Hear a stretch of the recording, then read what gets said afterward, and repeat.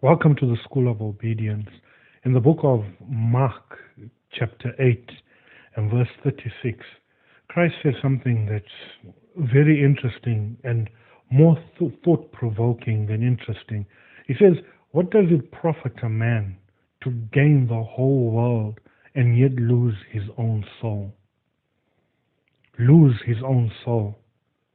He puts value on the soul of man beyond the value of the whole world. What benefit is it to you to gain everything in the world, all the pleasures that are in the world, and forfeit your soul? He puts greater value on the soul than the entire world. And that's got to get you thinking, because that got me thinking. How valuable is my soul? Where did my soul come from? Why does Christ put such a high value on my soul? And it gets me to think about in the book of Genesis, when the Bible says that God formed man from the dust of the earth. So the thing that enjoys the pleasures of this world is formed from the dust of the earth. And the Bible says that to dust it must return. But the soul that was breathed into me by God, the Bible says, returns to God upon death. When I die, the flesh returns to the earth in the form of dust, and the soul returns to God for judgment. It's written in the Bible that it is given to man to die once, and after that, judgment. And Jesus, understanding all of this, is asking you, is asking me, what profit is there for me if I get everything in this world and forfeit my soul? And he brings up the question that, what would you give in exchange for your soul? Now, here's the thing. I find that in society today, in Christianity today, we have placed so little value on the soul. In fact, I find that it's common now in the time that we live in for us not even to consider the well-being of our souls. The Bible says, may you prosper and be in good health even as your soul prospers. The priority in that verse is not the prospering part or the prosperity part, it's the health of your soul. So I want to ask you today, what value have you put on your soul? Because there is a destiny for the soul of man. And I want you to understand that. Now, let me just throw this in here, because we need to make some things clear. Your flesh, your physical body, the person that you look at in the mirror every morning, that is not you. That is not you. That's the vessel that carries you. You are created as eternal. And the destiny for that eternal being is based on the way you lived your life on this earth. Now, we all live our lives on this earth based on the things that we value the most. There are people that will give up anything for their loved ones, for their friends. There are people that would give up anything for their jobs, anything for money. But what would you give up for your soul? What would you turn away from for the saving of your soul? Because it's heaven or hell. There's no middle ground. Your soul, you, the actual you, the inner man, the real you, the one that returns to God for judgment after this body dies, will give an account for the way you lived your life on this earth. The sad reality is this carnal world has become more of a reality to us than our own spirit beings. You know, it's funny that I'd say that your soul is the real you, because we've given so much to our flesh, we've given so much to our physical bodies, that some people don't even believe that they have a soul. Some people don't believe they have a soul because we've given so much time, so much effort.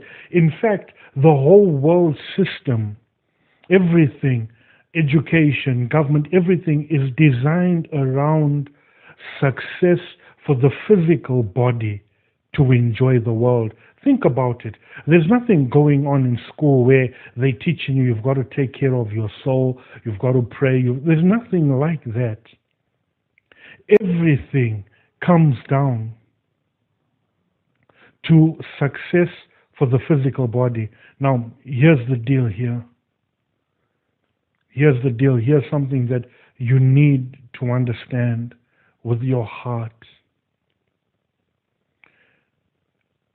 When we go to church, we find that we've been told more about the benefit that the physical body gets. And what happens? It causes us to discard our souls, forfeit them, give them up in pursuit of the pleasures of this world.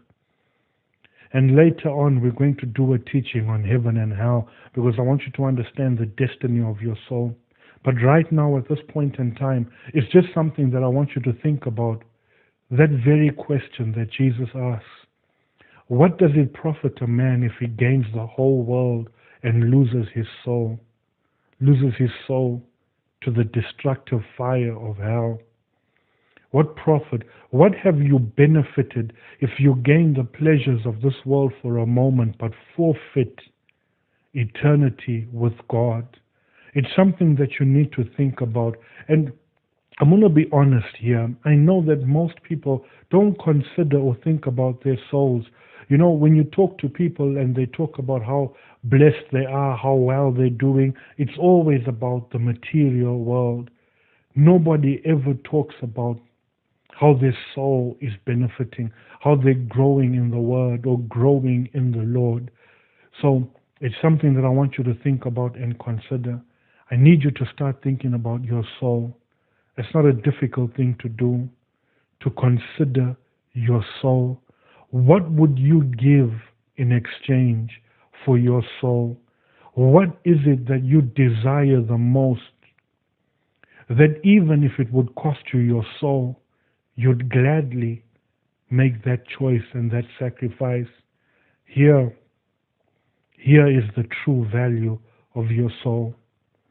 It cost God everything.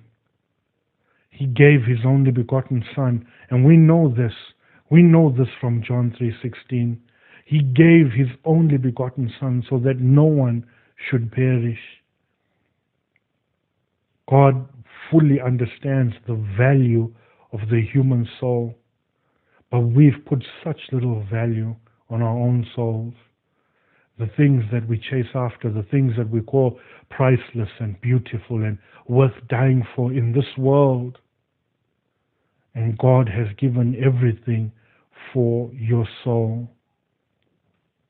If your soul would leave your body at this very moment, the physical body would be dead, because when the soul leaves the body dies. But we give everything to a body that is temporal, and we give so very little to a soul that is eternal. We need to start being wise, and we need to start considering our true future, which is eternity. And we need to start working towards that eternal future. We need to start making sacrifices that draw us closer to Jesus Christ in preserving our souls, in preserving the soul of man, the true you, the real nature of humanity is the soul of man. We need to start fighting the battles for our souls. Paul warns us when he says, "For we wrestle not against flesh and blood, but against principalities, against powers, against the rulers of darkness of this world, against spiritual wickedness in high places." Paul is telling us that the battle is a battle not for this world, but for your soul. And we need to start fighting the real battle. And we need to start fighting for the things that matter the most.